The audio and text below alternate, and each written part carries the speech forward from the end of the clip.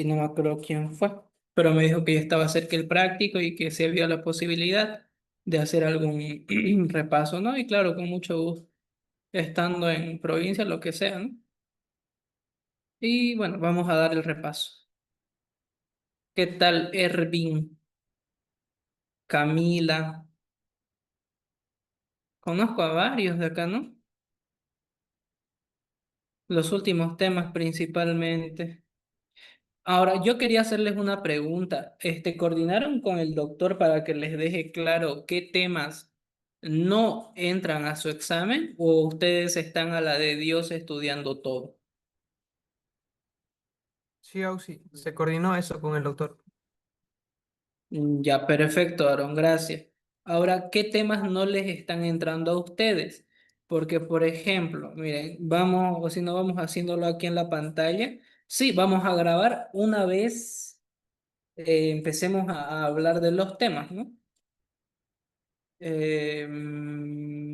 Ya, compartir todo. De una vez. Por ejemplo, esta es la guía. Todos sabemos que esto de acá no va a entrar. Líquido extracelular entra por ley, ¿no ve? Esto es imposible que el doctor lo haya sacado. Esto tiene que entrar. Sí, ha entrado, sí. Sí, sí, entra. Bueno, potencial de acción del mismo modo tiene que entrar porque es importante. Entonces el doctor estas dos prácticas no las saca. Contracción del músculo esquelético, si bien muy poco ha tocado el año pasado en los exámenes, me parece que sí entró también. La verdad, yo igual estoy un poco, me olvidé, ¿no? De lo que entró el año pasado, pero esto me parece que igual entra, ¿no? Oh, sí, el doctor dijo que el tema 3 no entra, pero hay una parte de determinación de receptores que sí los relaciona, El 2 o y Ya, el 3 no entonces, expresión del entran. complejo, mejor dicho. El 2 y el 3 no entran. Sí, potencial de acción auxilio. no No, No, entra. no no entra. entra, dijo. No Pero entra, pero dijo que va a entrar la teoría, porque como no vamos a saber qué es un potencial de acción, o sea, tal cual así dijo. o sea, dijo Claro, que no entra, Sí pero que nos entra puede relativamente. preguntar. pasa que cuando, o sea, si les toca líquido extracelular, aquí el doctor, aquí el doctor no les va. O sea, no sé si me dejo entender. Si les toca líquido extracelular, el doctor no les va a decir, ay, dígame el intracelular del sodio y el extracelular del calcio. No, no les va a pedir eso. Bueno, puede que sí, ¿no? Pero también les va a preguntar qué es difusión, qué es transporte activo, clasificación del transporte activo. Les puede preguntar la ecuación de Nernst. Por ejemplo, esa parte de NERS, su auxiliar se las puede preguntar en la pizarra, porque ya les han debido decir que el examen final práctico consta de dos partes, una con el doctor y una con el auxiliar. El tema de la calificación, tengo entendido que ya todo ha variado este año, o sea que yo ya no puedo hablar de eso porque lo que yo he hecho en mi año es diferente, ¿no? Pero que ustedes entran, sacan un bolo y primero con el doctor defienden teoría. Ahí el doctor los va a deshacer con teoría, como les digo ahí, les va a preguntar qué es el líquido extracelular, qué es el medio interno, componentes extra intracelulares, qué es difusión, potencial de acción, les puede preguntar ahí qué es el potencial de difusión, para qué sirve la ecuación de Nernst, la de Goldman, todo eso les puede preguntar ahí el doctor. Transporte activo primario, secundario, subclasificación, cotransporte, contratransporte, todo eso les va a preguntar. Y van a pasar a la parte práctica con el auxiliar, que en el caso del líquido extracelular les va a preguntar sobre la difusión, probablemente porque eso es la práctica, ¿no? En un frasco de agua, con agua fría, agua natural y agua caliente, se mete un colorante, el azul de metileno, eso les puede preguntar, como también les puede decir en la pizarra, haceme un potencial de acción de una fibra nerviosa. O al menos así lo hacíamos nosotros el año pasado con José Miguel, creo que era el del otro grupo, y Camila Martínez. Así más o menos fue el examen de este tema. Entonces no entra potencial de acción, pero sí entra, ¿no? Eso Eso es lo que me están tratando de decir. Y músculo esquelético, pues no va a entrar. Entonces estamos bien ahí porque músculo esquelético sí es un poquito largo. Ahora, tengo entendido que de nervioso, por lo que dijo Mane, va a entrar todo, ¿no? Sensibilidad somática, receptores, reflejos, aparato vestibular va a entrar y estas pruebas de atención ya no las hace. O sea, no sé si su auxiliar se las hizo hacer, pero en mi caso no la hemos hecho esta práctica. Y la de aparato vestibular tampoco suele entrar, pero no sé a ustedes qué les dijeron. Auxi, nos dijeron que Creo los que la más últimos que va a entrar dos, vestibular. lo que es aparato vestibular, los últimos 2 años entraron. Y el que no, solo un grupo hizo pruebas de atención y memoria, si no me equivoco, es el B3, pero los otros dos no. Todo nervioso entra, Oxy. Eso dijo el doctor. Bueno, De entonces, nosotros ¿qué? solamente hasta aparato vestibular o si B2. Bueno, ruéguenle a Dios entonces que no salga pruebas de atención y memoria y si le sale, bueno, amén. Porque eso es más tema para estudiar, porque en la parte teórica, en sensibilidad somática, bueno, con el auxiliar les va a hacer las prácticas, ¿no? Que la distribución puntiforme, que el campo receptor, que adaptación de los receptores, les va a hacer la práctica probablemente. El auxiliar también les puede preguntar, porque el auxiliar maneja nota también en el examen. O sea que depende, el doctor en ese sentido no se involucra en nada. Si les dijo 5 puntos en el práctico con su auxiliar, esos 5 puntos son de su auxiliar y él decide cómo se los califica. Pero en sí debería ser con práctica. Pero si hace preguntas, el doctor tampoco dice nada. Entonces el doctor los hace en teoría y su auxiliar con práctica. Bueno, entonces esto de nervioso vamos a tardar un poco. Cardiocirculatorio, aquí lo que no suele entrar es microcirculación porque como tal no tiene práctica porque se hace en el batracio y el batracio ya no se hace. ¿Qué más? Prueba de esfuerzo tampoco se hace porque la máquina estaba fregada, no sé si ya funciona, pero si no, no. Reanimación cardiopulmonar sí se hace, por ende entra, ¿no? ¿Aquí me equivoqué en algo o va a entrar micro? Está bien, Oxy. Va a ¿Listo? entrar micro para nosotros. ¿Va a entrar microcirculación al B2? Sí. Es que Eso el nos dijo doctor el no, doctor. es que el doctor no le puso tanta atención a eso de microcirculación, pero no tiene práctica, incluso en la guía no tiene práctica. Pero tal vez se habrá El doctor equivocado. dijo que no iba a entrar microcirculación en el B1. Sí. En el Listo. B3 tampoco va a entrar. Bueno, qué bonito se han organizado, ¿no? Eso, Lindo. ¿quién está pues ahorita de coordinador de los AUSI? Debe ser José Miguel, porque creo que es el más antiguo. Eso deberían haber coordinado bien para que no pasen estas cosas. Examen de orina, chicos, no solamente es examen de orina, sino es todo renal, todo. Si les toca examen de orina, agárrense porque los van a revolcar con todo. Les va a preguntar qué fuerzas favorecen la filtración glomerular, cuáles se oponen, las presiones hidrostáticas a través de la cápsula de Bowman, procesos de formación de la orina. Bonito. Examen de orina es un tema bien feo. De aquí, de fisiología de la sangre. Si bien no entra como tal hemograma, ¿no? En la práctica, o al menos así no entra, sino que el doctor coloca, qué sé yo, flebotomía, o coloca hematocrito, o coloca grupo sanguíneo, así. No pone hemograma completo y a sacudirlos, no. Pero cabe recalcar que al igual que en renal, si les toca un tema de sanguíneo, o, por ejemplo, fórmula leucocitaria también sale. Por ejemplo, ¿no? Si les toca uno de estos temas, es para que el doctor les pregunte sobre teoría de esa práctica. Si les toca hematocrito, pues obviamente va a empezar. ¿Qué es el hematocrito? El porcentaje de sangre representado por los glóbulos rojos. Valor de referencia, puede ser, ¿no? Función de los glóbulos rojos, ya. Función de la anhidrasa carbónica, ¿qué hacen en el eritrocito, no? Les puede preguntar también vida media, tantas cosas que les puede preguntar, ¿no? ¿Qué enzimas tiene el glóbulo? Todo lo que sea fisiología sanguínea.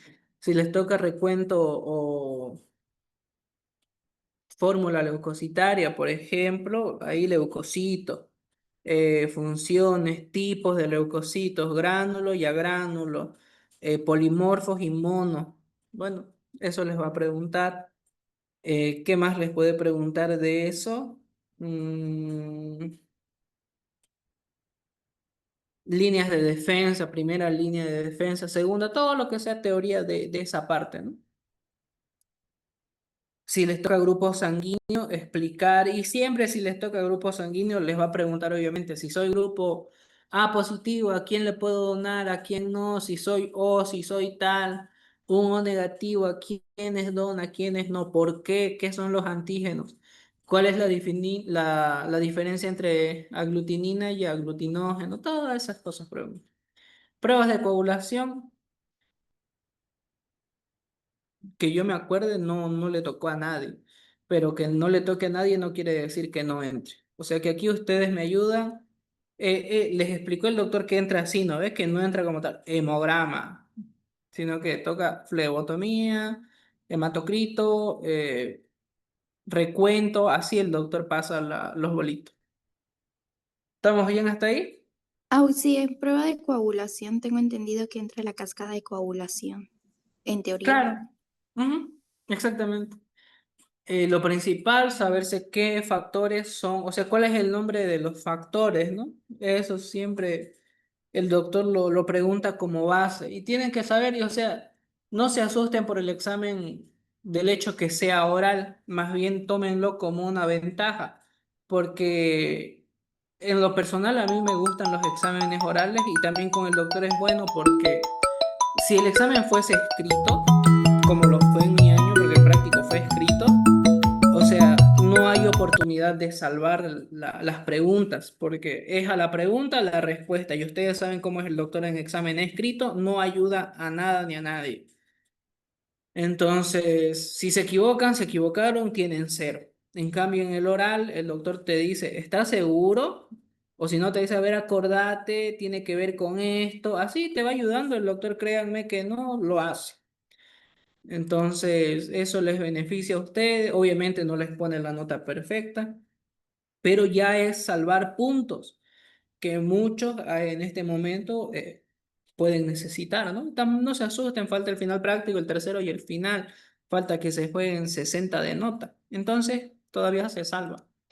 De espirometría, todo respiratorio. ¿Y a qué me refiero con todo respiratorio? Principalmente lo que les va a preguntar puede ir desde lo general, desde músculos inspiratorios, expiratorios, cuál es el fosfolípido que compone el surfactante, les va a preguntar sobre la difusión alveolar, la concentración de oxígeno, qué porcentaje del oxígeno perdón, qué porcentaje del dióxido de carbono se transporta en forma de bicarbonato, qué porcentaje en forma disuelta en la sangre, así les pregunta el doctor. Endocrino, bueno, metabolismo de la glucosa es lo que más entra, ¿no? Porque índice de masa corporal como tal es saber una fórmula y ya, pero sí también entra, ¿no? Entonces, vean que el temario no es tan largo en práctica, pero sí abarca varios temas. Eh, me dijeron por ahí que quieren irse principalmente a los últimos temas, eso es lo que entendí, porque creo que en este tiempo ya han ido repasando lo del principio, ¿no? El líquido extracelular, medio interno, nervioso, han debido repasar un poco también, aunque es un poquito feo, ¿no? Pero, por ejemplo, yo les digo desde la experiencia, aparato vestibular y equilibrio, una sola vez lo he dado. En los 3 años de auxiliatura, una sola vez, y ha sido con el doctor Williams, porque los otros docentes no dan equilibrio. Y por lo mismo, ¿no? Es como raro para un... Mm, memoria, eso sí que yo nunca he dado la práctica de memoria. Tengo entendido que es llenar una encuesta y ya. Entonces, ¿qué vamos a hacer? ¿Quieren ir viendo tema por tema desde el principio como el anterior parcial que estuvimos hasta las 3? ¿O quieren ir a temas en específico que de repente les cueste? Tema por tema, Auxi. Hola, carácter. Gabriela, Expiro, Auxi. Auxi, Específico. Orina y Espiro, porfa, mañana somos los del B1. Sí, Orina y Espiro, por favor, del B1, somos mañana amo. bueno, entonces vamos con eso y bueno, vamos primero con, aquí estaba más o menos buscando mis diapos porque no las pillaba. Vamos con Espiro entonces.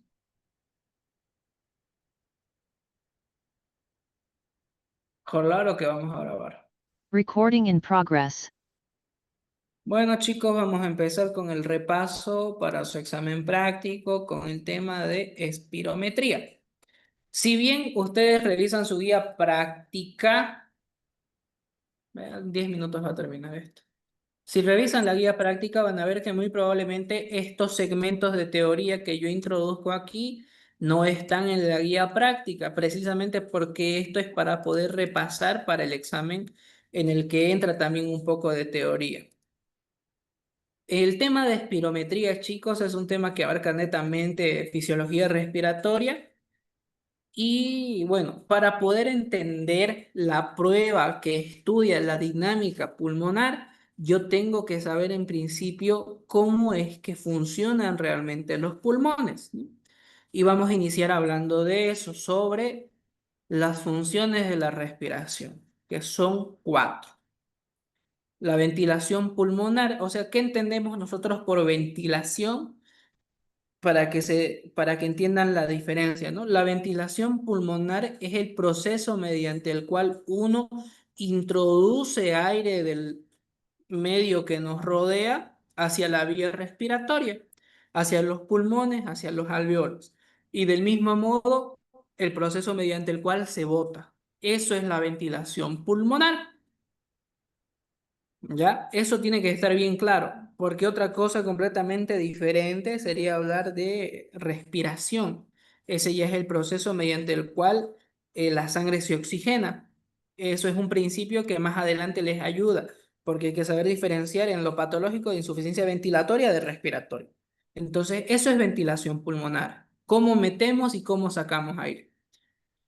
Otra función de la respiración es la difusión de oxígeno y dióxido de carbono entre alvéolos y sangre. Todos sabemos que la difusión es el movimiento aleatorio de las partículas y que es propio de la materia, ¿no? Todos sabemos que es eso y sabemos que la difusión es un tipo de transporte pasivo, no consume energía y siempre va a favor de un gradiente de energía, o sea, o de un gradiente de concentración. La difusión permite que el oxígeno y el dióxido de carbono se intercambien de lugar en los pulmones debido a que el aire que ingresa por el sistema respiratorio del medio que nos rodea tiene mayor cantidad de oxígeno que la sangre que está volviendo de la circulación hacia los pulmones y viceversa. La sangre que está volviendo de la circulación hacia los pulmones tiene mayor cantidad de dióxido de carbono que el aire que está entrando de afuera. Al ser gradientes opuestos, o sea, al haber harto oxígeno en el aire y poco oxígeno en la sangre, el oxígeno va de donde hay más a donde hay menos, hacia la sangre. Y el dióxido de carbono, lo mismo, va de donde hay más a donde hay menos. Es decir, de la sangre que vuelve de la circulación mayor hacia el aire que está en los alvéolos. Se da el intercambio y así se da, eso es el proceso de difusión, ¿no? Entre alvéolos y sangre. Tercera función, transportar el oxígeno y el dióxido de carbono en la sangre y los líquidos corporales hacia los tejidos, ¿no? Eso es evidente. Y cuarto, la ventilación pulmonar también consta de una regulación de su propia ventilación. Y así es como se da el proceso de respiración, ¿no? ¿Por qué pongo este gráfico? Porque es importante para posteriormente entender la interpretación de la espirometría. Porque si bien el doctor les va a preguntar en Espiro, existe una remota posibilidad de que el doctor los deshaga con con la teoría de Fisio, o sea, decirles, dígame qué producen los neumocitos tipo 2. Dígame cuál es el fosfolípido ese maldito que compone el surfactante. No se olviden, es el dipalmitoil fosfatidilcolina. Nunca me voy a olvidar porque con eso me tumbaron en el examen a mí. Entonces puede que les pregunte eso, como puede que el doctor les diga, ya, a ver, decime qué es la espirometría. O sea, que se centre en lo que es el tema de espiro y no tanto en el fundamento teórico, ¿me entienden? Y con eso les preguntaría, ¿qué es la espirometría? ¿Qué estudiamos en la espirometría? Dígame los volúmenes, porque eso sí es teoría. Y ahí ustedes se salvan porque eso se ve en la práctica. Entonces yo quiero que ustedes vean este gráfico para entender eso más adelante. Ahora hablemos de la mecánica de la ventilación y créanme que esto ayuda para entender la espirometría. ¿En qué sentido? En el siguiente, miren, porque si yo hablo de espirometría, estoy hablando de una prueba que me ayuda a ver cómo están funcionando los pulmones. Si está habiendo una adecuada entrada de aire y salida, ¿no? Entonces, para poder entender eso, vamos a hablar antes de mecánica de la ventilación.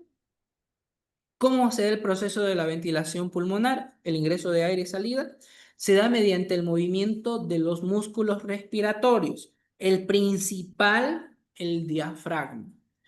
El diafragma hace un movimiento hacia abajo y hacia arriba que provoca que la cavidad torácica aumente su diámetro anteroposterior, o sea, que el tórax ¿cómo se dice? Se expanda, ese es el término, y también aumenta el diámetro de arriba hacia abajo, o sea, la altura, si me dejo entender, ¿no?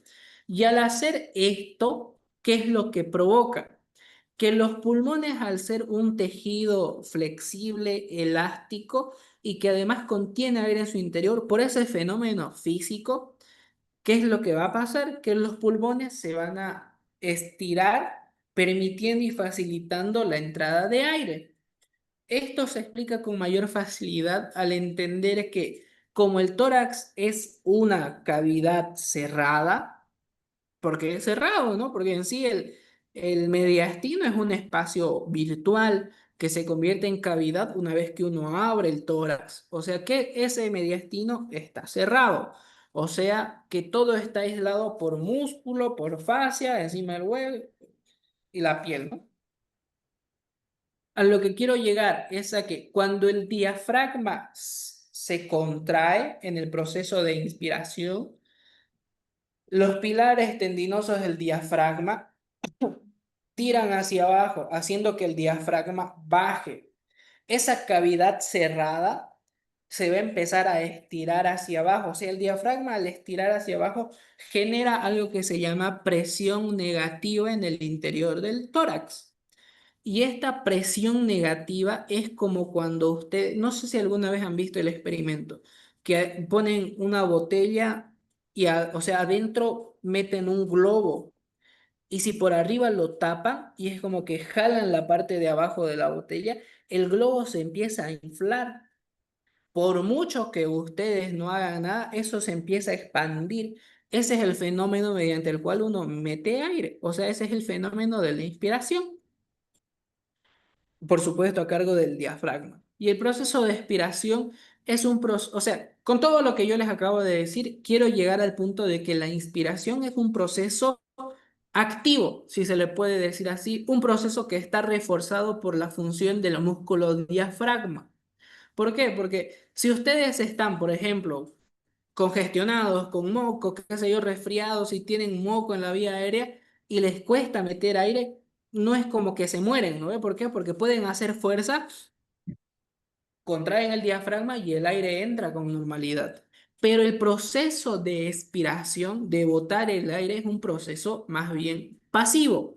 ¿Por qué? Porque para expirar, el proceso de expiración normal comprende más bien un fenómeno no de procesos ni dinámicas activas del organismo, sino que el pulmón, luego de estar distendido o lleno de aire por un periodo de tiempo, tiende a un colapso, o sea, tiende a desinflarse de manera automática, lo que provoca que el aire empiece a salir.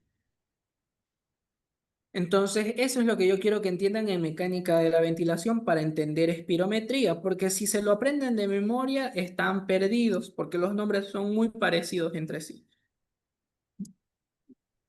Aquí tenemos un breve resumen de los músculos inspiratorios y los músculos expiratorios. Inspiratorios, tenemos aquellos, o sea, los músculos inspiratorios son aquellos que se encargan de engrandecer, perdón, la cavidad torácica. El esternocleidomastoideo, que eleva el esternón hacia adelante, aumentando el diámetro anteroposterior.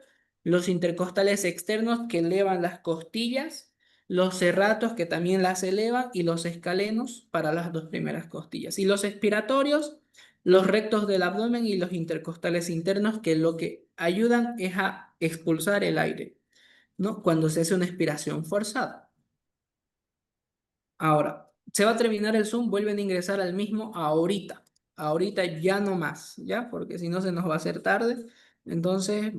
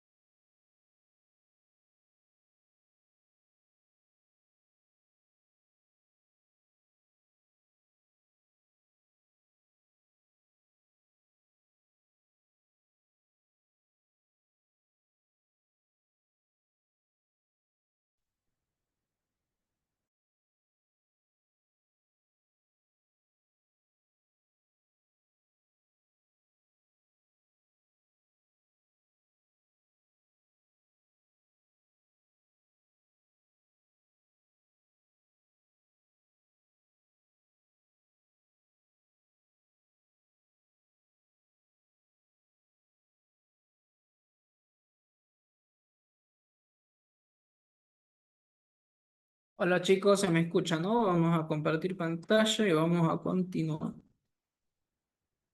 Recording in progress. Continuando lo que habíamos dejado antes. Estos fenómenos, como yo les decía, de contracción del diafragma, de aumento del diámetro anteroposterior, de aumento de la longitud del tórax, lo que generan en realidad son fuerzas. Estas fuerzas son las presiones que van a permitir el ingreso y salida de aire hacia los pulmones. Y estas presiones son la presión pleural, la presión alveolar y la presión transpulmonar, de los cuales las que más son preguntadas son la pleural y la alveolar, porque son las que más intervienen en el proceso de la respiración. Ahora vean, el pulmón tiene una estructura elástica que tiende al colapso y expulsión del aire. No hay uniones entre el pulmón y la caja torácica. Recordemos que el pulmón está suspendido en la caja torácica mediante la tráquea, ¿no es cierto? Flota en la caja torácica rodeada por el líquido pleural, que es el que lubrica el movimiento, ¿no? Eso. Entonces aquí vamos a pasar a hablar de las presiones pleurales y esto y el otro. Que esto sí es preguntable, por eso está acá, no es de loco. La presión pleural, a la pregunta es la respuesta. Es la presión que existe en el líquido pleural que está entre las pleuras, ¿no?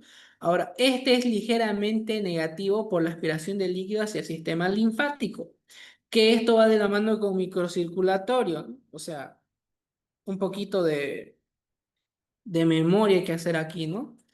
Entonces, vean, al comienzo de la inspiración, la presión pleural es de menos 5 centímetros de agua. Durante la inspiración, que es el proceso mediante el cual los músculos inspiratorios se contraen y aumentan los diámetros del tórax, se genera una presión negativa.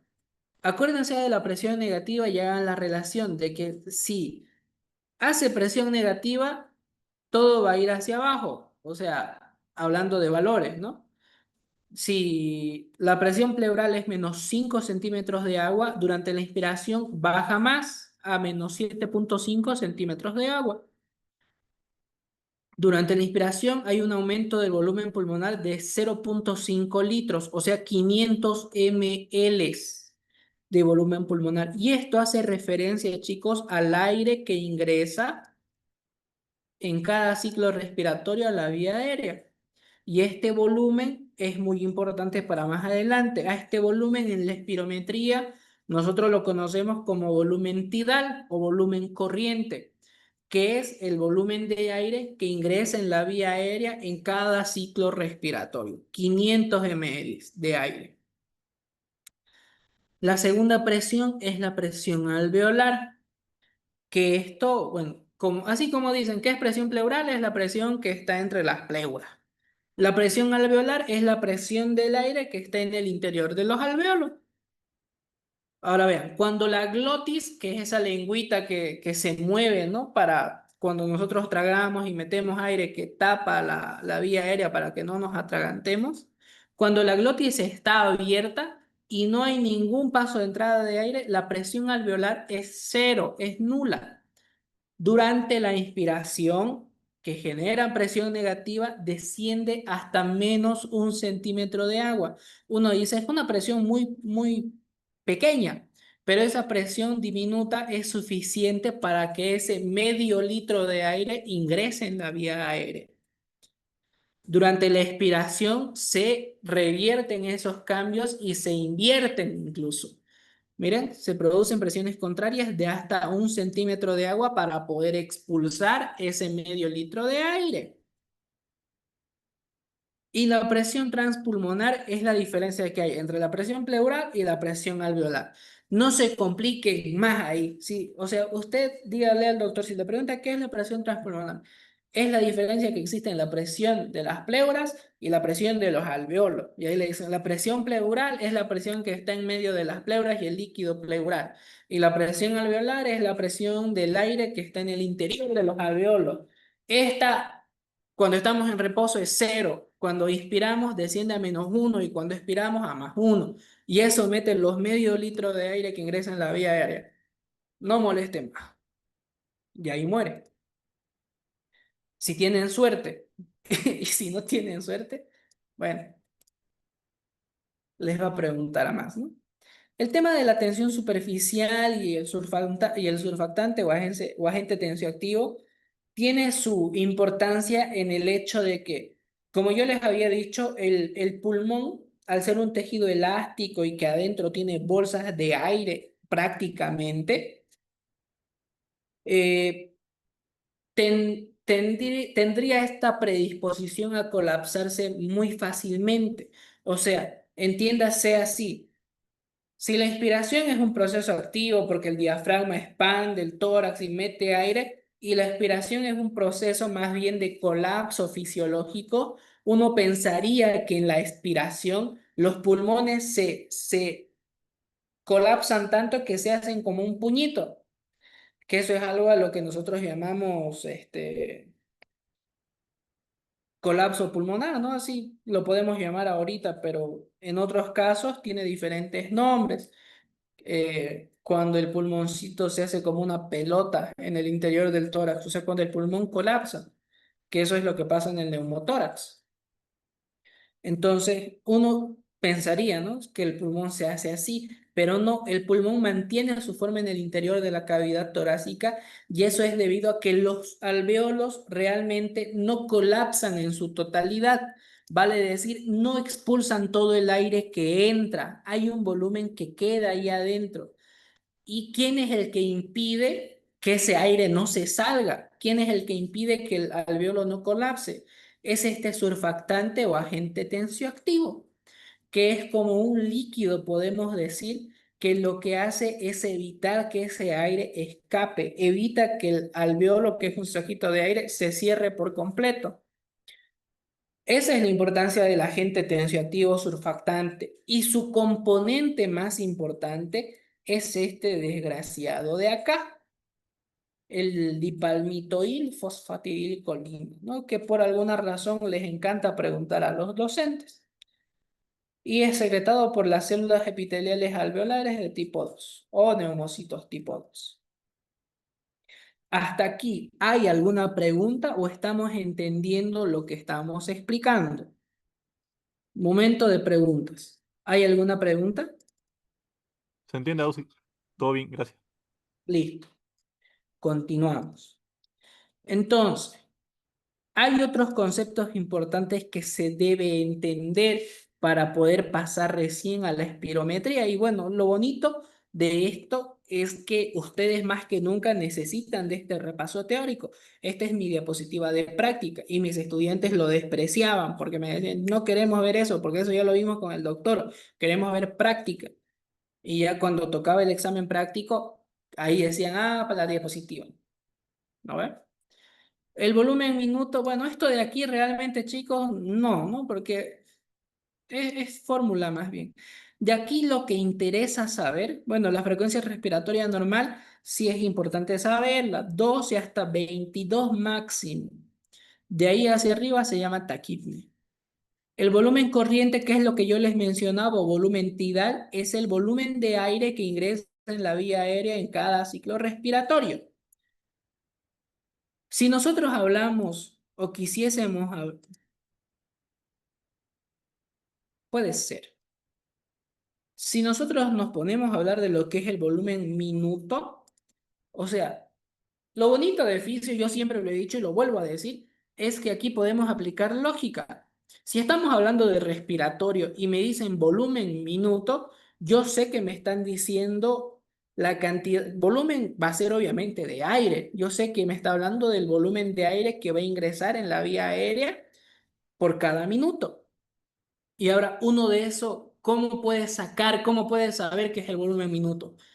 Si el volumen minuto me dice que es la cantidad de aire que ingresa a la vía respiratoria en un minuto, tengo que saber cuánto volumen de aire ingresa en cada respiración y cuántas respiraciones por minuto tiene un paciente. Yo sé que el volumen es 500 ml, porque eso ya lo sabemos, es el volumen corriente o volumen tidal. Y yo sé que la frecuencia respiratoria normal va de 12 a 22, 20. Entonces con eso sacamos 500 por 12 me da 6 litros de aire o 6000 ml por minuto. Ese es el volumen minuto. Otro concepto importante es hablar del espacio muerto. Es importante mencionar esto. ¿Por qué? Porque nosotros decimos, ¿no? que son 500 ml de aire que ingresan en mi vía aérea en cada ciclo respiratorio. Pero es importante recalcar que no son esos 500 ml de aire que ingresan a las unidades respiratorias para provocar la hematosis o la difusión de gases, sino que hay un porcentaje de esos 500 ml que quedan atrapados en algo que se llama el espacio muerto anatómico.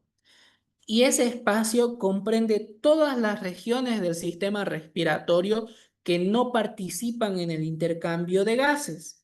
Vale decir, el segmento, siguen ingresando.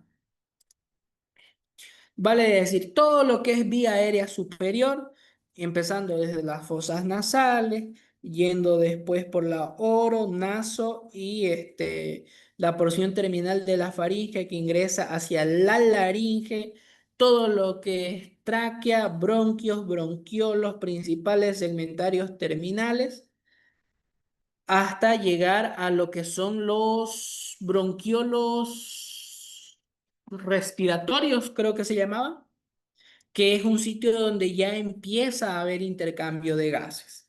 Pero lo que realmente me interesa a mí saber es, si bien tengo que saber qué es el espacio muerto, lo que más me importa saber es qué cantidad de aire queda atrapado en este espacio. Y esos son 150 ml de aire que no participan del intercambio gaseoso. Es decir, ¿cuánto participa del intercambio? Lo que sobra, que son 350 ml. Eso es lo más importante que nosotros tenemos que saber. Entonces, sabemos que el volumen minuto es la cantidad total de aire que ingresa en la vía aérea y se diferencia de la ventilación alveolar minuto en que la ventilación alveolar me pide saber la cantidad exacta de aire que llega a la porción respiratoria de los pulmones, o sea, la porción que hace hematosis. ¿Y cómo lo saco? Frecuencia respiratoria por estos 350 ml, que son el volumen que verdaderamente entra. Y aquí en la fórmula dice frecuencia respiratoria por volumen corriente menos el volumen del espacio muerto, que es 350 ml en total. Y así me da 4200. Esto del reflejo oxígeno, bueno, es algo que tienen que memorizar, ¿no? ¿Qué es el reflejo oxígeno? Es un mecanismo de defensa. Dice, los bronquios y la tráquea son sensibles a la presión. Cuando una sustancia extraña provoque irritación de la mucosa respiratoria, se va a desencadenar este reflejo de la tos. ¿Qué es lo que sucede en este proceso? Impulsos nerviosos pasan de las vías respiratorias a través del nervio vago al bulbo raquídeo y desde ahí se activa el siguiente resultado, que se dan cuenta que antes de toser meten aire con fuerza, ¿no ves? Eso es evidente.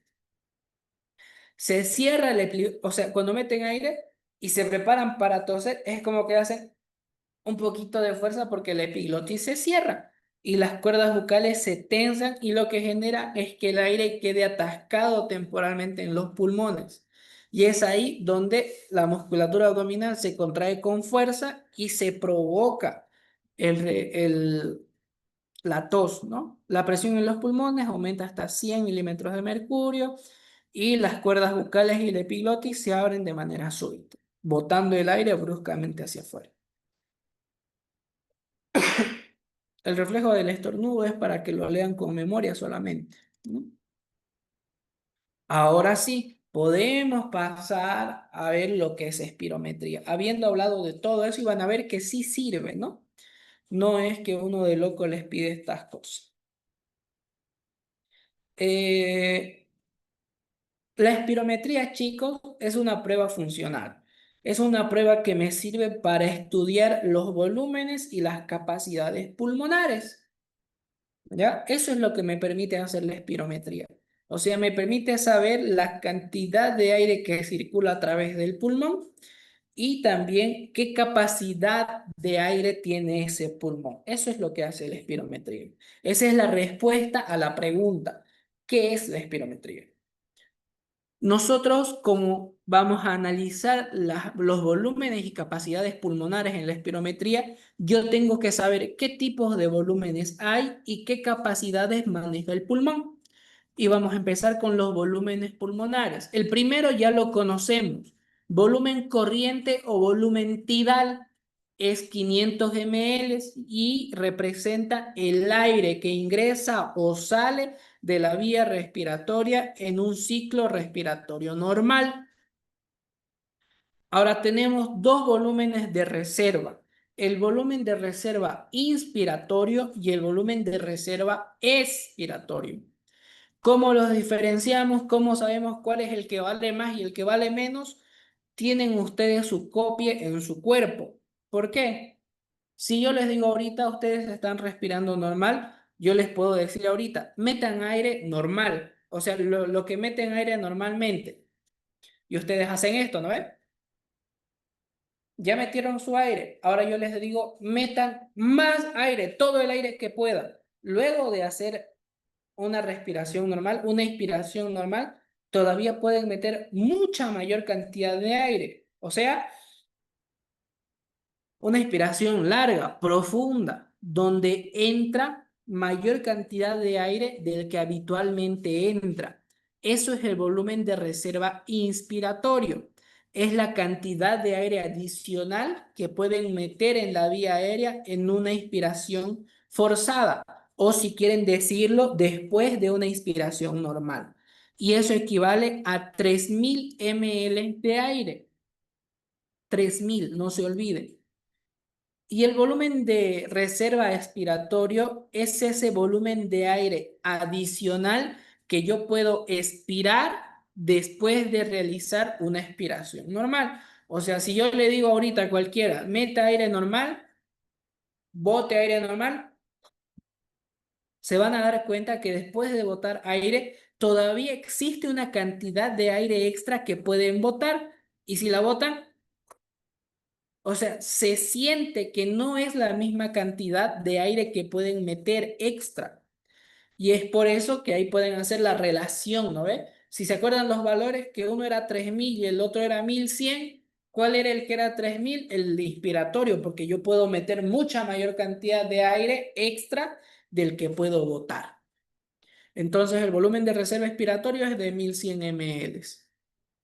Existen otros dos volúmenes que son importantes. El volumen residual, que es el volumen de aire que nunca sale de los pulmones.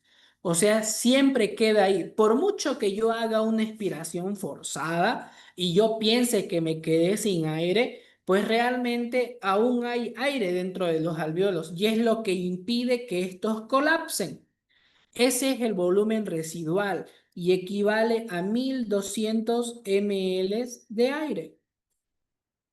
Finalmente, el volumen muerto es ese volumen de aire que queda en el espacio muerto anatómico y es de 150 ml.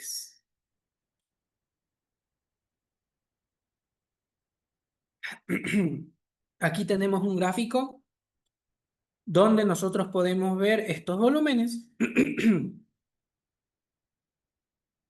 Nosotros aquí tenemos lápiz. Nuestro volumen tidal o volumen corriente, expiración de 500, inspiración de 500, expiración de 500. Hacemos una inspiración tidal, un volumen corriente de 500 ml. Y si yo meto aire después de realizar una inspiración normal, yo hago uso del volumen de reserva inspiratorio, que era 3000 ml de aire. No se olviden. Y si a partir de una inspiración forzada yo realizo una expiración también forzada, voy a botar el volumen de reserva expiratorio. Vamos a cambiar de color.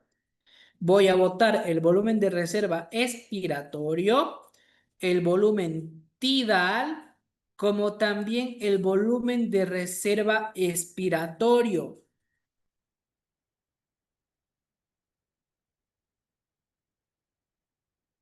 Bueno, toda esa cantidad de aire es lo que yo voy a expulsar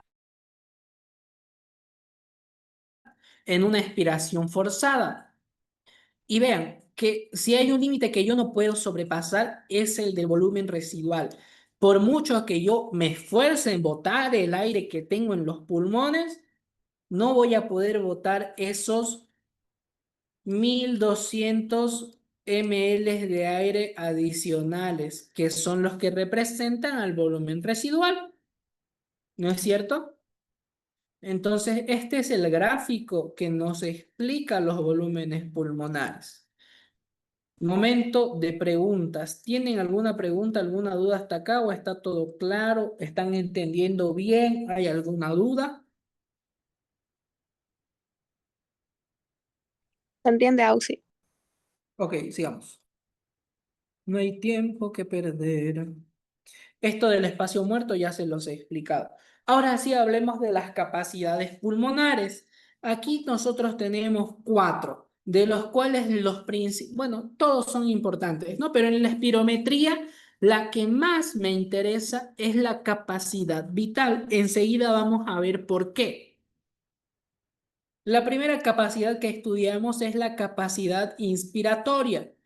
El nombre me está dando la respuesta. La pregunta te da la respuesta, dicho de otra forma. Porque la capacidad inspiratoria va a ser, en sí las capacidades pulmonares no son nada más que la suma de los volúmenes pulmonares, ¿ya?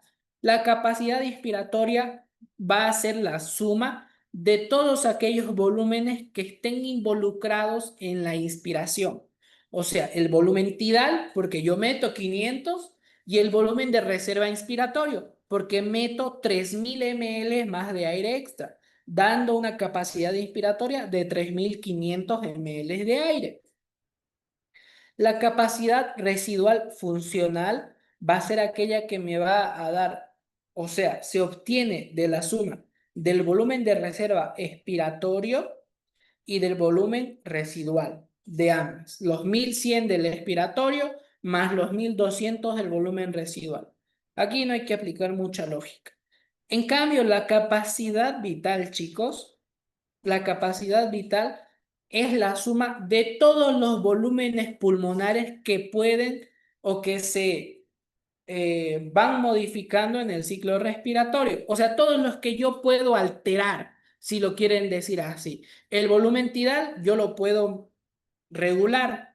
El volumen de reserva expiratorio también y el expiratorio también. Todos sabemos que el volumen residual no se toca, nadie lo puede modificar porque siempre queda en los pulmones. Entonces la capacidad vital es la suma del volumen tidal, del volumen de reserva inspiratorio y del volumen de reserva expiratorio, dándome un total de 4600 ml. Y la capacidad pulmonar total, ya es evidente, es la suma de todo lo que se respira más el volumen residual. Por eso aquí dice que la capacidad pulmonar total es la capacidad vital, o sea, la suma de los otros volúmenes más el volumen residual, y es de 5800. Estos valores sí o sí son pregunta de examen. Si les toca espirometría y no se saben estos valores, dense por muertos. Yo los mato, o sea, yo en el examen era así, o sea, si venía y te preguntaba qué es la espirometría y me salías con vuelta, ya me dabas una mala impresión y con eso no da ganas de colocarte una buena calificación, porque luego viene tu otro compañero que se amaneció estudiando y viene temblando, o sea, sobre el que estudió se pone nervioso y tiembla. En cambio, el que no estudia es sinvergüenza y va y se presenta y que sea lo que Dios quiera. Y creo que así somos varios, ¿no? Que si ven que no estudió directamente, ya, ándate. Entonces, en la espirometría, chicos, tenemos que entender que existen dos tipos de espirometría. La espirometría basal y la espirometría forzada. La que se hace con mayor importancia en el estudio del funcionamiento del pulmón, hablando de lo que es más frecuente, es la espirometría forzada. Porque la espirometría basal es agarrar el espirómetro, ya vieron cómo es el espirómetro, no es un tubo, y es solamente respirar normalmente. Y eso me sirve para medir los volúmenes pulmonares. No hay más diferencia ahí. Pero la espirometría forzada me permite estudiar con mayor detalle cómo es el funcionamiento global de los pulmones. Para hacer la espirometría forzada, esto ya va a la parte práctica, que es lo que su auxiliar les puede preguntar. ¿Cómo se hace la espirometría forzada? Bueno, lo primero es explicarle al paciente que debe sujetar bien ay, se me olvidó su nombre, el manguito del espirómetro y con el tubo donde se sopla. Tenemos que explicarle al paciente que la boquilla la tiene que cerrar herméticamente con los labios y se explica el procedimiento. Tiene que realizar una inspiración máxima, o sea, meter todo el aire que pueda y posteriormente realizar una expiración fuerte, tratando de que bote todo el aire que pueda en el primer segundo y posteriormente tratar de mantener botando aire durante al menos 6 segundos más. Con esto nosotros queremos estudiar qué cantidad de aire puede expulsar en esos 6 segundos Y en segundo lugar, queremos estudiar con qué facilidad o con qué velocidad puede expulsar el aire, porque eso me da datos importantes de la fisiología del pulmón, de si está funcionando o no bien. Y enseguida vamos a hablar de ello. ¿Qué otras cosas debemos saber? ¿Cuáles son los errores más frecuentes? No informar adecuadamente al paciente, no tener en cuenta contraindicaciones o peligros. No informar bien al paciente se resume en que si no lo explicas bien, hace la espirometría con los labios mal cerrados, no bota el aire adecuado, se fuga aire, mala espirometría. Contraindicaciones o peligros. Pacientes embarazadas que estén cerca de estar a término no pueden hacer esta prueba porque ya han visto en la práctica cómo es, ¿no? Tienen que hacer bastante fuerza. En resumen, tienen que pujar. Imagínense una mujer embarazada a término pujando, se va a salir el bebé. Hipertensos no controlados tampoco pueden hacer esta prueba. Personas con glaucoma tampoco, porque como son trastornos de presiones elevadas, si hacen mucha fuerza, se les puede reventar algo por adentro, en pocas palabras. Un inicio poco vigoroso, porque recuerden que en la espirometría forzada, aparte de estudiar el volumen de aire que puede expirar, estudiamos con qué velocidad lo puede hacer. Y si inician la espirometría de forma débil, no nos sirve. Poco esfuerzo, similar. Duración insuficiente, que es cuando dicen ya no puedo más, porque mantener o sostener la expiración después de botar todo en el primer segundo no es fácil. La finalización precoz es lo mismo que la duración insuficiente. Y seleccionar mal la maniobra válida. Bueno, esto va de la mano con el espirómetro, o sea que no es mucho de importancia. Y en la espirometría forzada, nosotros estudiamos 3 parámetros, ¿ya? O sea, que aparte de saber volúmenes y capacidades pulmonares como fundamento teórico, tienen que saber los parámetros espirométricos, que son 3. El primero es el BEF1. Mejor si se lo aprenden en este orden, ya vamos a ver por qué. El BEF1 es el volumen expiratorio forzado en el primer segundo. Así se llama. Y lo mismo, en la pregunta te dan la respuesta. ¿Qué es el BEF1? Volumen expiratorio forzado en el primer segundo. O sea, hace referencia a la cantidad de aire que el paciente puede botar, expirar, si quieren decirlo así, con fuerza en el primer segundo. O sea, lo que me trata de medir el BEF1 es qué volumen de aire el paciente puede botar en un segundo si está botando el aire con toda su fuerza. ¿Me entiende? Eso es lo que es el BEF1. La capacidad vital forzada es algo que ya sabemos.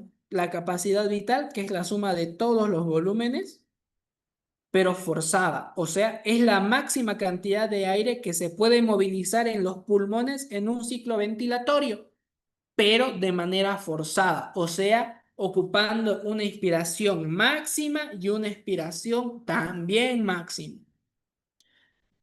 Y finalmente nosotros tenemos el índice de Tifenot.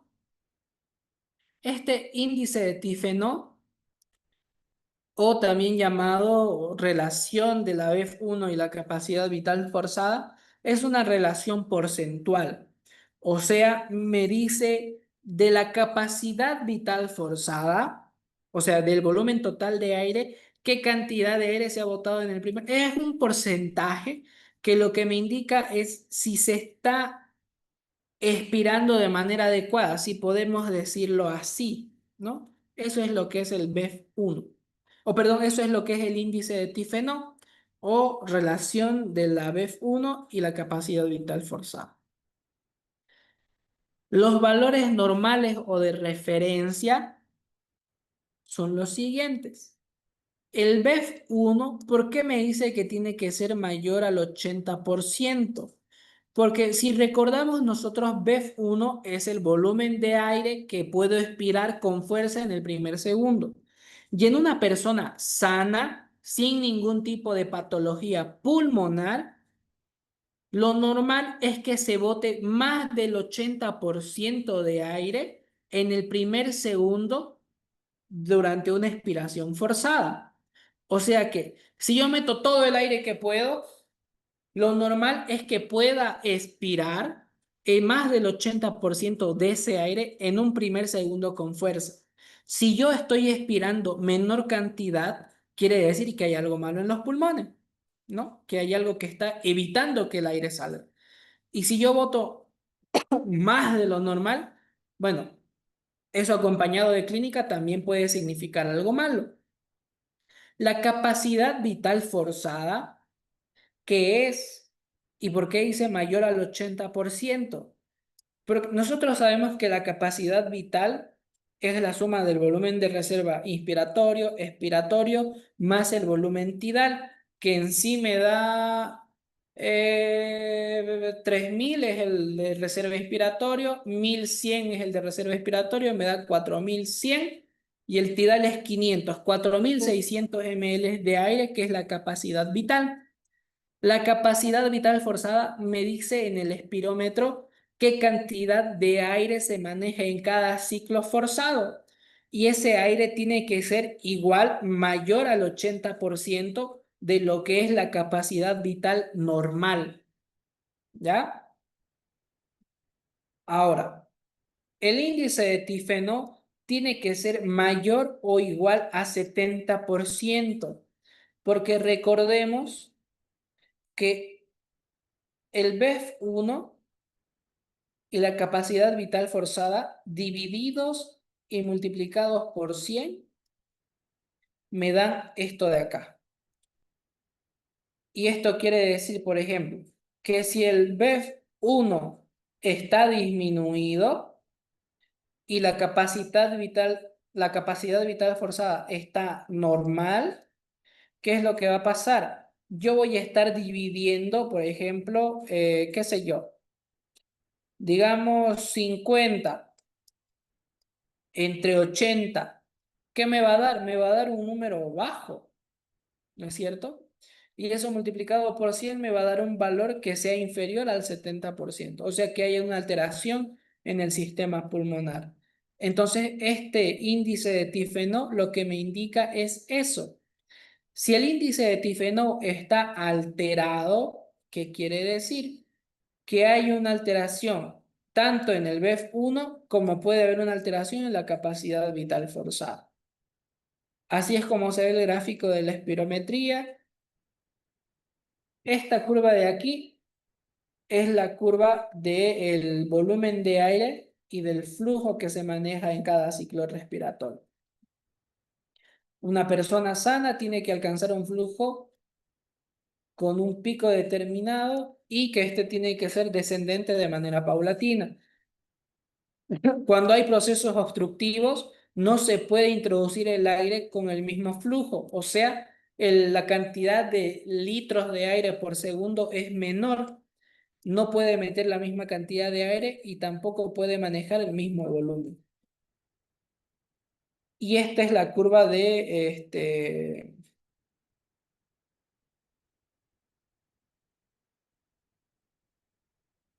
se me olvidó el nombre. Volumen, tiempo, que esto me explica el volumen de aire que se introduce en la vía aérea, 1 litro, 2 litros, 3, 4, 5 litros, y el tiempo en el que se maneja. Lo ideal de una espirometría es que dure 7 segundos. ¿Por qué? Porque el primero es el de expiración forzada y los otros 6 de mantenimiento. Y estos son los parámetros espirométricos o los patrones. ¿Qué es lo que me dice? Y por esto les expliqué al principio todo eso de que la inspiración es activa, pasiva y tal y cual. Para esto es bueno que ustedes estén llevando pato, porque en patologías respiratorias hablan de las enfermedades obstructivas y restrictivas de los pulmones, ¿no ve? No vamos a entrar en detalles porque sé que a todos les gusta anatomía patológica y disfrutan la materia más que todo con el doctor que cobra 1000 bolivianos por libro y los manda a viajar y hace muchas actividades, ¿no? Y le encanta su materia y también la dicta espectacularmente. Pero en patología pulmonar hay dos tipos. Les voy a hacer un repaso porque sé que su docente es excelente y les he enseñado todo esto. Los patrones obstructivos son todos aquellos, como su nombre lo dice, que impiden el flujo de aire normal en la vía aérea. En los patrones obstructivos pulmonares tenemos un gran grupo de enfermedades donde están la famosa EPOC y el enfisema pulmonar. EPOC o enfermedad pulmonar obstructiva crónica, donde existe la bronquitis crónica, el enfisema, ¿no es cierto? Y también está el asma bronquial, que es el otro grupo. En estos patrones, lo que caracteriza la vía aérea es que hay una secreción inadecuada de moco, una proliferación excesiva de tejido, que provocan que la vía aérea empiece a obstruirse. ¿Ya? Eso es lo que pasa en las enfermedades obstructivas. Ahora, ¿por qué me sirve saber esto y por qué les expliqué tanto de que la inspiración es activa y la expiración es pasiva, si lo quieren decir así? En que si yo padezco de un cuadro obstructivo, cuando me midan la capacidad vital forzada, esta de acá, va a salir normal. ¿Por qué? Porque la capacidad vital forzada son los volúmenes de aire que yo puedo medir a lo largo del tiempo y en inspiraciones y expiraciones máximas o forzadas, si lo quieren decir así. O sea que si a mí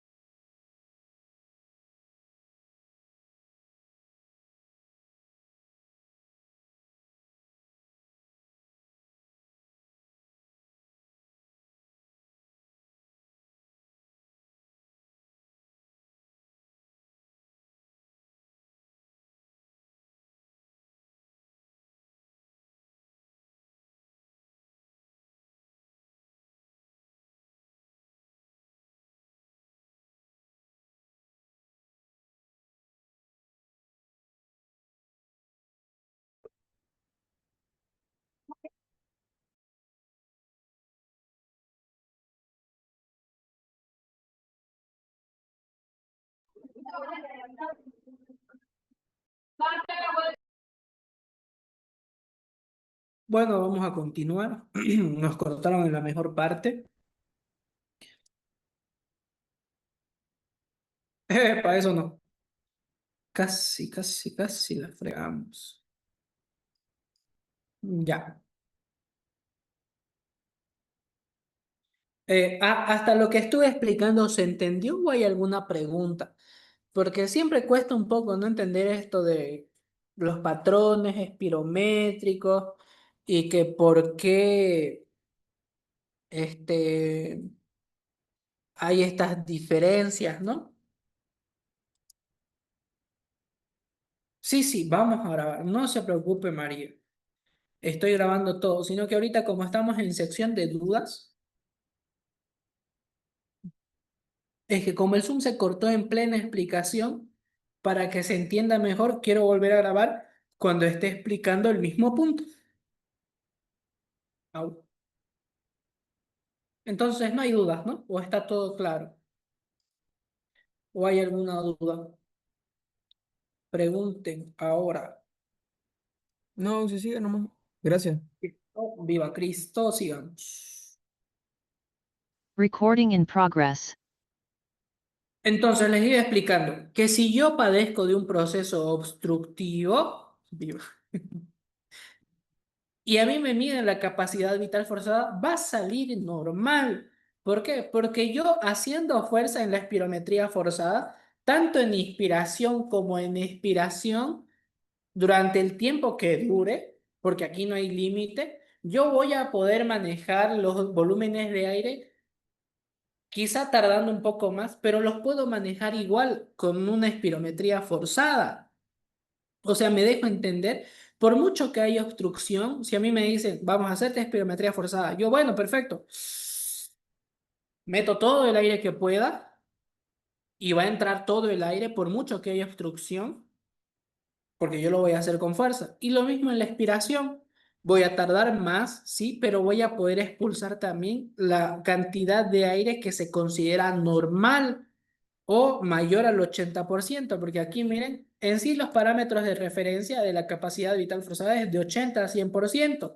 Lo mismo del volumen expiratorio forzado en el primer segundo, del 80 al 100% en realidad es lo normal, pero se maneja como referencia mayor a 80. Pero lo que muchos no saben es que el valor se acerca hasta el 100% como normal. Entonces yo lo voy a poder manejar a la perfección por mucho que esté obstruido, siempre y cuando la obstrucción no sea total, ¿no? Eso ya es otro mundo aparte. En el asma, en la bronquitis, en todas estas patologías, lo que sucede es que hay una obstrucción parcial. Por mucho que la haya, yo puedo meter y sacar la cantidad de aire que se considera normal.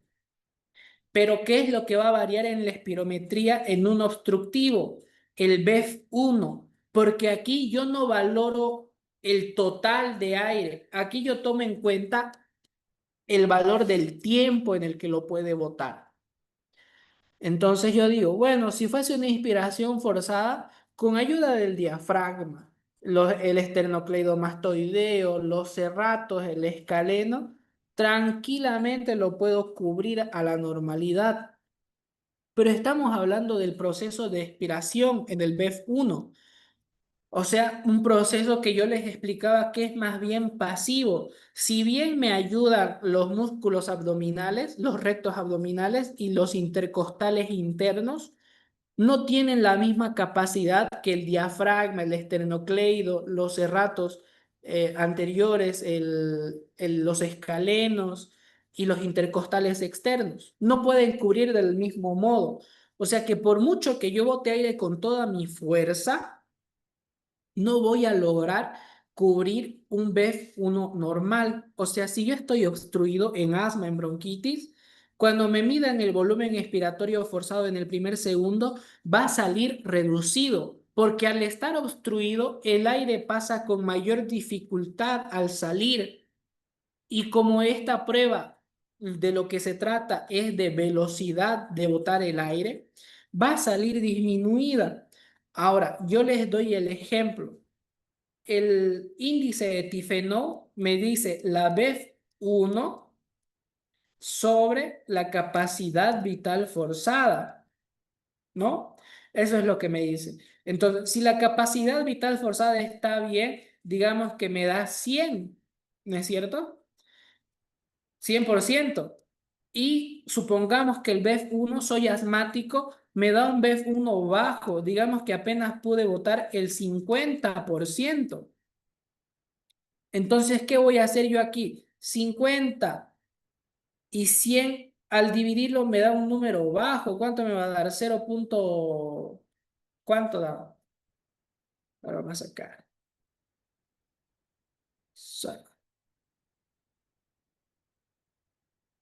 ¿Ve? 50 entre 100 me da 0,5, ¿no? Y 0,5 multiplicado por 100 me da 50% de índice de tifenol. Y eso es bajo, porque el índice de tifenol, como habíamos visto, tiene que ser mayor o igual al 70%. Ahora, si el índice de tifenol me da bajo, como en este caso 50%, estoy frente a una patología obstructiva. Las patologías obstructivas se caracterizan ¿por qué? Porque el BEF1 está alterado. Y al estar alterado el BEF1, repercute en el índice de tifenol dándome valores también bajos. ¿Estamos de acuerdo? Sí, estamos de acuerdo. Los patrones restrictivos, por otra parte, anatomía patológica, nos dicen que son todas aquellas patologías que impidan una adecuada expansión y llenado pulmonar.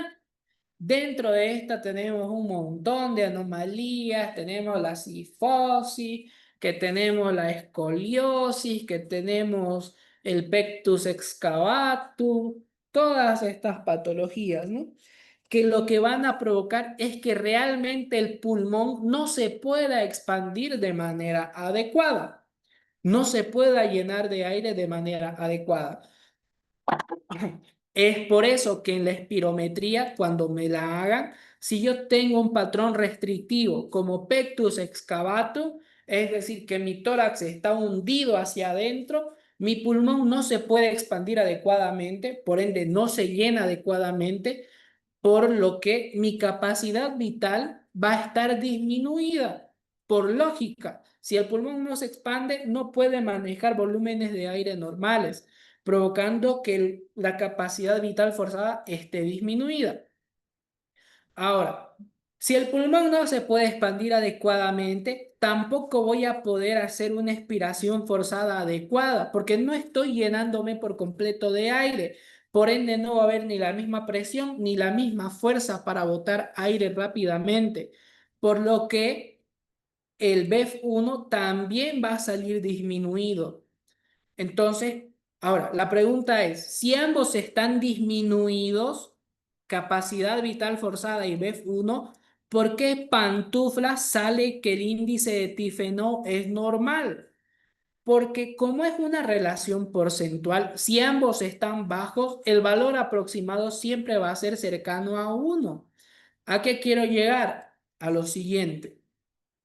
Supongamos, ¿no? Sabemos que la capacidad vital forzada y el BEF1, su valor normal es de 80 a 100. Entonces, supongamos que en una persona con pectus excavatum le hacemos espirometría y nos sale que la capacidad vital forzada está al 40% y el BEF1 también está al 40%. Ambos están bajos.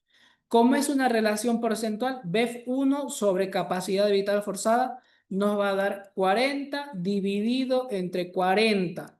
Eso me da 1 y eso multiplicado por el 100%, ¿cuánto me da? Me da 100. O sea, me da un índice de tifenol normal. ¿Se dan cuenta?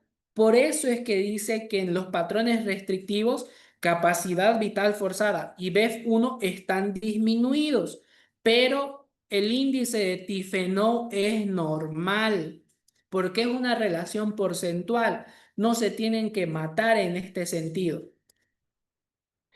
Y ya si hablamos de patrones mixtos, aquí no aplica lógica, porque aquí son múltiples patologías que intervienen en estos cuadros. Aquí se provoca que todo esté bajo. BEF1, capacidad vital forzada y también el índice de tifenol. Y eso es todo espirometría. ¿Tienen alguna pregunta, alguna duda?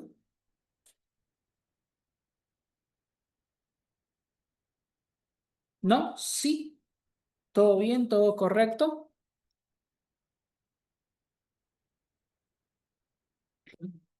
Ah, bueno, creo que no hay dudas, ¿no? O no los estoy escuchando. Todo No, bien, sí, todo Auxi. se entendió. Dios bendito, gracias. Bueno, vamos a continuar entonces con renal. Sí, Auxi, por favor, Ina. Ya. Examen general de orina.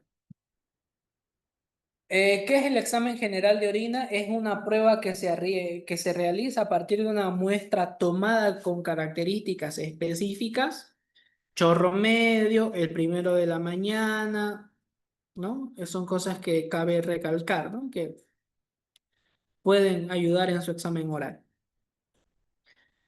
Este examen general de orina consta de diferentes fases. ¿Qué suele preguntar el doctor de espirometría? Todo lo que hemos hablado, desde el ciclo ventilatorio, músculos, presiones pleurales, alveolares, transpulmonares, sobre el surfactante, quién lo produce, volúmenes y capacidades, índices espirométricos, y su auxiliar probablemente les haga interpretar algún caso. Al año Méndez. ¿Sí? Entonces, eso es lo que más pregunta. Como les iba diciendo, el examen general de orina consta de diferentes etapas. El examen general de orina consta de un examen físico, un examen químico y un microscópico, ¿no? Esta prueba es útil en diferentes aspectos, ya que el riñón, al ser uno de los encargados de metabolizar sustancias y además filtrar la sangre, no solamente me permite saber el estado de los riñones, ¿no? Sino que también me permite saber si hay alteraciones metabólicas en el organismo. Las diapositivas, dicen, lo voy a pensar. Es que, o sea, yo se las paso, no hay problema, pero como no hay un grupo en véndanoslas, ¿cómo pues? No, si les venden diapo ya hay que ser muy rata, ¿no? Eh, pero negociemos, nada, es broma. Lo que les decía es que como no hay un grupo, hagamos un grupo. Bueno, eso ya coordinen ustedes, ¿no? Hagan un grupo si quieren, métanse ustedes, lo que sea, y ahí les paso. Porque por un pollito. Estoy en Camiri, cerca de Camiri, en mi provincia estoy ahorita. Entonces, si me envían un pollo chino, un pollo Hong Kong hasta acá, sí les voy a estar muy agradecido. Porque hace 2 meses que no toco uno. Se lo mando por acá. Ya, no nos distraigamos. Creen un grupo, un chuicito. Creen un grupo y me añaden o me avisan a quién le paso la diapo para que se las pasen a ese grupo. O si no, alguien de aquí que esté con tiempo, vaya creando un grupo. Y aquí, ve, Aarón dice que les manden un punto y los añade ahorita. ¿No? Y también podemos aprovechar ese grupo porque todavía les falta su tercer parcial y su final, ¿no?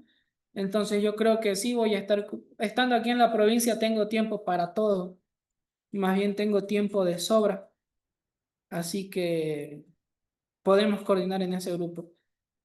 Mándenle un mensaje a Aarón por WhatsApp, no por aquí por Zoom, porque aquí no tiene él su número, y ya que él los vaya añadiendo y ya Aarón me añade. O dígale a María René o a Isabel que me añada. Ya hay grupo, dice. No estaban en su grupo. Bueno, lo que les iba diciendo, ¿no? El examen general de orina me va a permitir ver no solamente si el riñón está funcionando óptimamente con la producción de orina, sino también de si hay alteraciones metabólicas en el organismo, como por ejemplo, y lo más típico es en la diabetes mellitus, ¿no? Que la diabetes es una enfermedad crónica, hay diferentes tipos de diabetes. Está la tipo 1, la tipo 2, la gestacional. Hay hasta tipo 5 de diabetes actualmente. tema del cual no vamos a hablar porque es una experiencia fea de medicina interna que no quiero recordar. Como les iba diciendo, el examen general de orina incluye 3 partes o 3 procesos. Un examen físico que se basa en valorar el estado general de la muestra. Cuando nos traen la muestra en el frasco, en un tubo de ensayo, se evalúa cómo se ve la orina. ¿Qué se evalúa? Eh, el color de la orina.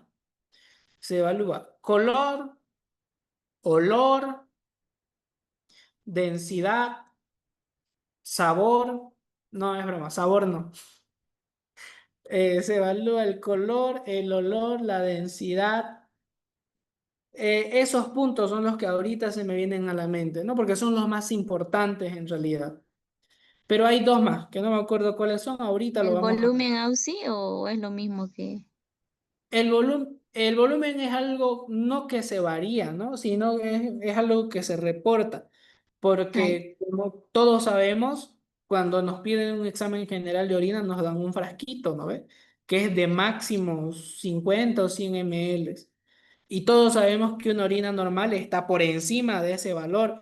Y todos sabemos que la muestra para orina no es de todo el chorro de orina que sale, sino solamente del chorro medio. Entonces el volumen no es tanto algo que se cuantifique, ¿no? Sí, el responsable de hacer el examen tiene que reportar cuánto de volumen de orina le ha llegado. Eso sí. ay, Entonces, ahorita lo vamos a ver qué es lo que me falta, no se preocupe. El examen químico es la segunda parte del examen general de orina y en este se usa una tira reactiva en la cual se trata de buscar diferentes metabolitos en la orina. Los metabolitos son todas aquellas sustancias que provienen del metabolismo de otras sustancias.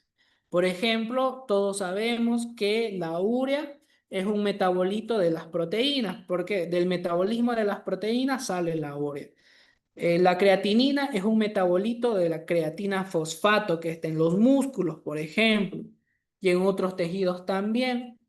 ¿Qué otra sustancia? Todos sabemos que el urobilinógeno, la urobilina, son metabolitos del metabolismo de la bilirrubina, ¿no es cierto? O del grupo M, si quieren decirlo así.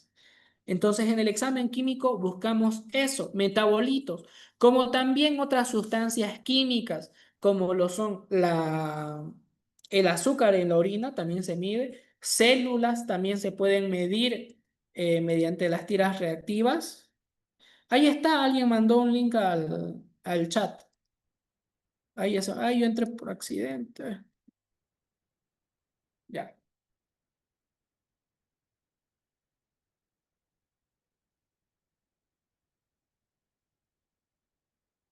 Entonces, todas esas cosas se buscan en el examen químico y se hace mediante una tira reactiva.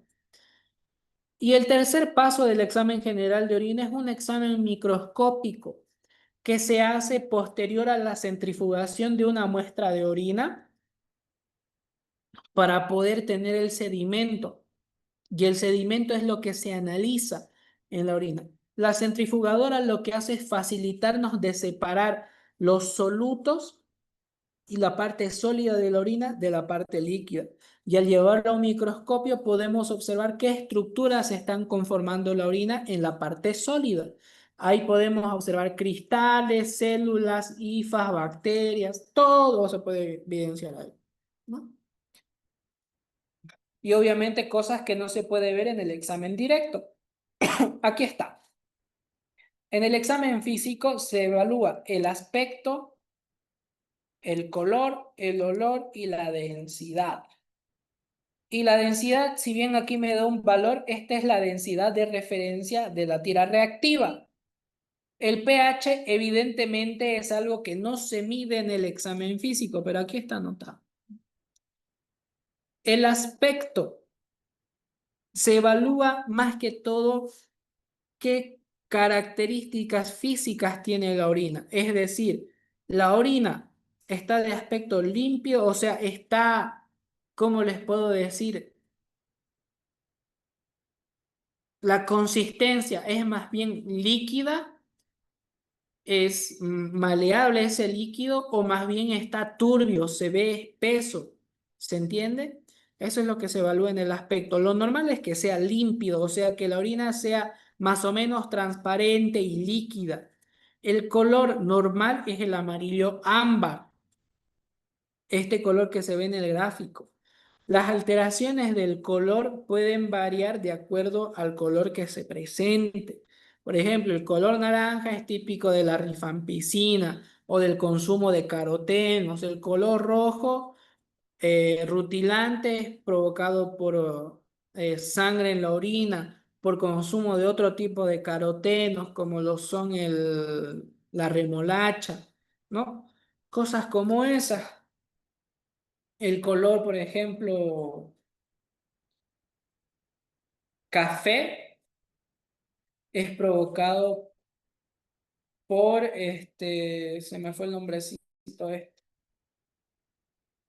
la eliminación excesiva del urobilinógeno en la orina, que es prototípico de las hepatitis.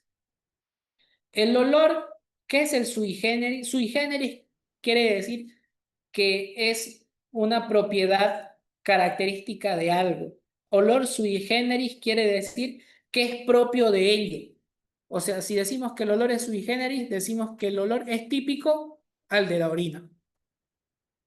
La densidad va de la mano con el aspecto al ver si este es turbio o no, pero la densidad y el pH son valores que se estudian en un examen que es semicuantitativo, que es la tira reactiva, ¿no? En el examen químico. Y este es el examen químico. Se hace, ¿cómo se hace? Esto para la práctica les sirve a ustedes. La muestra de orina se vacía en un tubo de ensayo, de preferencia, y se introduce la tira reactiva y se deja ahí por 30, dependiendo del fabricante de la tira. Algunos recomiendan 10, 15, otros 30 segundos, ¿no? Entonces se remoja, se saca, se seca la punta en una servilleta desechable y se compara la tira reactiva con el frasco que viene de fábrica, porque ahí es donde está la colorimetría para poder ver la semejanza entre el resultado y lo que nos da la tabla como referencia. ¿Qué se evalúa en el examen químico? Son diferentes sustancias. Tenemos los nitritos, la glucosa, cuerpos cetónicos, proteína, bilirrubina, urobilina como urobilinógeno y hemoglobina, principalmente. Aquí también falta mencionar la densidad, que es esto de acá. Esta de aquí es nuestra densidad. Los eritrocitos está aquí con la hemoglobina. Aunque no precisamente, en algunos viene aparte, ¿no? El pH también está anotado acá. Pero todos estos valores son los que se analizan y se va comparando. Los valores que están en la primera columna son los valores de referencia. Si la tira reactiva permanece con estos colores después de remojarlo en la muestra, quiere decir que es una orina normal. ¿Por qué? Porque aquí vean, ¿qué es lo normal en la orina? Leucocitos en la orina, lo normal es que no hayan, ¿no es cierto? ¿Por qué? Porque la cápsula de Bowman, las características de la cápsula de Bowman impiden que las células pasen a través de esta membrana. No pueden pasar. ¿Cuándo pasan? Cuando hay una inflamación de la membrana producto de una infección. Ahí se inflama, aumenta la permeabilidad de la membrana y las células pueden pasar. Y ahí es donde se ven leucocitos. Por eso es que lo normal es que sea negativo. Los nitritos. Nosotros en la orina no tenemos nitritos. Lo que tenemos son nitratos, que son metabolitos de las proteínas. ¿Qué es lo que sucede? Que cuando hay bacterias en la orina, en el tracto urinario, las bacterias lo que hacen es usar los nitratos para proveerse de energía y liberar en cambio nitritos. Los nitritos son aquellos que cuando están positivos en la orina me indica la presencia de bacterias que están consumiendo el nitrato pasándolo a nitrito. Es por eso que los nitritos en el examen químico de orina también tiene que ser negativo. Ahora, el tema del urobilinógeno y la urobilina, lo que se considera normal es que sea de 0,1 hasta algo que se le dicen como trazos de urobilinógeno, ¿no? Que aquí dice 16, lo normal. ¿Por qué? Porque el urobilinógeno es más bien una sustancia que se puede eliminar también por las heces fecales y no siempre por la orina. Entonces pueden haber variaciones ahí, ¿no? Por eso es que se tiene un parámetro como normalidad. Las proteínas, para la bibliografía que tenemos, las proteínas en la orina siempre es negativo, porque las proteínas son moléculas que son demasiado grandes como para atravesar la cápsula de Bowman. Si la atraviesan es porque hay algún proceso inflamatorio que está permitiendo la salida de proteínas. Lo normal es que sea negativo. El pH, la orina, chicos, tiende a tener un pH ácido de manera normal. O sea, lo regular es que la orina sea ácida, pero eso no quiere decir que una orina alcalina represente alguna patología inmediata, sino que el tema del pH de la orina varía mucho de acuerdo a demasiados factores como para poder estar explicando. La dieta, el consumo de medicamentos, pueden alterar el pH de la orina. Entonces no es algo que sea muy, ¿cómo les puedo decir? Que nos tenga que alterar rápidamente. La sangre o los eritrocitos en la orina siempre es negativo porque no es normal que haya sangre. ¿En qué pacientes, y esto es pregunta para ustedes, en qué pacientes es normal que haya presencia de eritrocitos en la muestra de orina y que no sea patológico?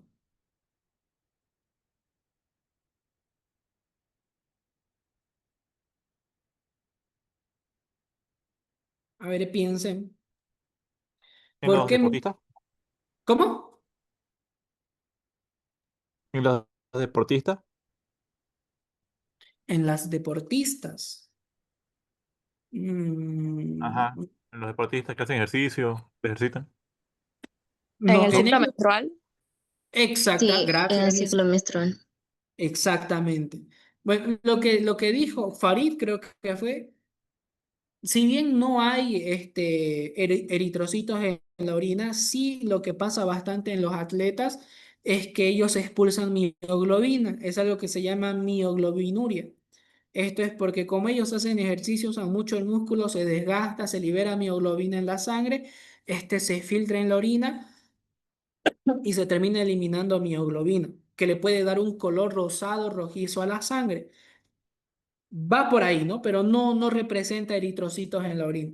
Y gracias Isabel y Yasminka por responder. Sí, el ciclo menstrual es un estado fisiológico en el que es característico que haya sangre en la orina. ¿Por qué? Porque como hay proximidad del tracto vaginal con la uretra en el aparato genital femenino, pues hay una frecuencia elevada en que la orina se contamine con la sangre y pues en el examen salga, ¿no? No es algo por lo que uno se tiene que alterar. La densidad específica de la orina va desde 1000 hasta 1015 se puede aceptar como normal. Mayor densidad, ¿qué es lo que me está tratando de decir? Que la orina tiene mayor cantidad de soluto que de agua. O sea, una densidad de la orina elevada probablemente me esté indicando que yo estoy deshidratado. ¿Por qué? Porque me está diciendo que mi riñón está tratando de botar orina con poca agua, sino más bien con mayor cantidad de soluto. Las cetonas o cuerpos cetónicos son sustancias que atraviesan que van por la orina y son metabolitos de el metabolismo de las grasas. ¿Cómo se da esto? Cuando una persona está en ayuno prolongado o es una persona que tiene diabetes, o sea, resistencia a la insulina, tipo 2, ¿no? El cuerpo no puede usar glucosa para generar energía. Eso pasa en la diabetes tipo 2, no puede, porque la insulina no funciona. Y en los que hacen ayuno, por lo que no tienen glucosa a la mano, se empiezan a usar otras sustancias químicas del cuerpo, otras moléculas para generar energía. Uno de ellos son los lípidos, las grasas, los ácidos grasos. Y estos entran en un ciclo muy bonito, que es bioquímica pura, que es la beta-oxidación de los ácidos grasos. Ya lo han debido estudiar, es hermoso, ¿no? ¿Ve? Y resultado de la beta-oxidación de los ácidos grasos, nosotros tenemos los cuerpos cetónicos y uno de los resultados finales que yo necesito es la acetilcoenzima A, que esa puede entrar a Krebs y de ahí me produce energía, ¿no? Pero los cuerpos cetónicos se eliminan a través de la orina y yo los puedo determinar ahí con esta tira reactiva. La presencia de cuerpos cetónicos en la sangre me indica o ayuno prolongado o probablemente diabetes, ¿no? La bilirrubina, del mismo modo que el urobilinógeno, ¿no? Lo normal es que sea negativo, pero también puede haber presencia, esto más que todo en cuadros hepáticos. Y la glucosa en la orina, que naturalmente es cero. Y de aquí les puede preguntar el doctor, ¿no? Hay otro también que es de aminoácidos. De aminoácidos. Y el doctor les pregunta, ¿por qué la glucosa, o sea, por qué no hay glucosuria? ¿Por qué no es normal que se elimine glucosa en la orina? Respuesta fácil, ¿por qué? Porque la glucosa es una molécula, es un monosacárido que atraviesa la cápsula de Bowman, se filtra en la cápsula de Bowman. O sea, toda la glicemia, todo el azúcar, toda la glucosa que hay en la sangre pasa a los túbulos renales. Pero recordemos que en el túbulo contorneado proximal, por un sistema de cotransporte, la glucosa vuelve a la circulación y atraviesa y deja completamente el túbulo renal. O sea, toda la glucosa que se filtra es toda la glucosa que se reabsorbe, dejando cero glucosa en la orina en estado fisiológico. Por supuesto que en la diabetes hay, hay una elevación constante de la glicemia, ¿no? O sea, del azúcar de la glucosa en la sangre. Y esto que provoca la elevación de la glicemia en sangre provoca que la glucosa suba por arriba de 200, 300, 800, así hay, ¿no? ¿Y por qué eso provoca que en la orina haya glucosa?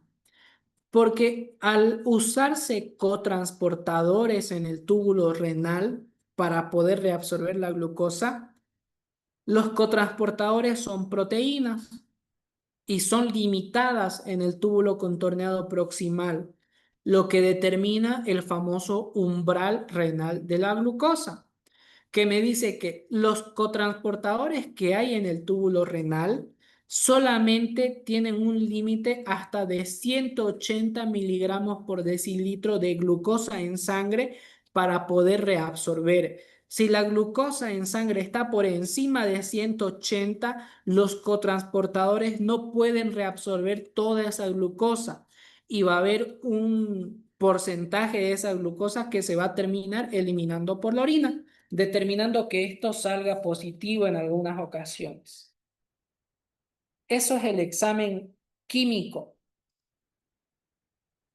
El examen microscópico, como les decía, se hace posterior a la obtención de la muestra. Se procede a vaciar un poco en un tubo plástico o en un tubo de ensayo y este se tiene que centrifugar para separar el sedimento.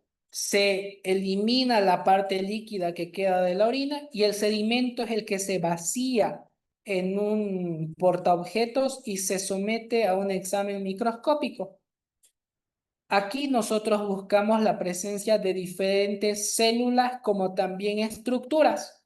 Las células que yo puedo encontrar en un examen microscópico son leucocitos, eritrocitos, células epiteliales y bacterias, como también puedo encontrar hongos en algunas ocasiones. Los leucocitos, lo normal es que hayan de 0 a 5 por campo microscópico. Máximo 5. Por encima de 5 ya me está indicando que hay una cantidad elevada de leucocitos en la orina. Los eritrocitos, como dijimos al principio, lo normal es 0.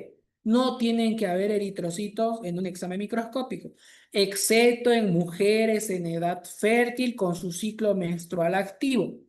Las células epiteliales, es por eso principalmente que se recomienda el chorro medio de la orina, porque el primer chorro suele venir contaminado con la orina de la anterior micción, viene acompañado de abundantes células epiteliales, ¿no? Entonces, estas células epiteliales son las que se desprenden naturalmente de la piel, de la uretra, del meato urinario. Estas siempre deben ser escasas, porque si presenta un examen microscópico con células epiteliales abundantes, me está gritando que esta muestra está contaminada y no es óptima para realizar un examen general de orina. Los cilindros son estructuras que se pueden observar como resultado del metabolismo de otras sustancias o como la acumulación de otras sustancias en el organismo, como también los cristales, que son otro tipo de sustancias que podemos evidenciar. El moco suele ser escaso, ¿no? Esto principalmente tanto en varones como en mujeres debido a la presencia de diferentes glándulas en el tracto genital, ¿no? Que comparten uretra como vía de eliminación de moco. Las bacterias deben ser ausentes normalmente. Y pasamos a lo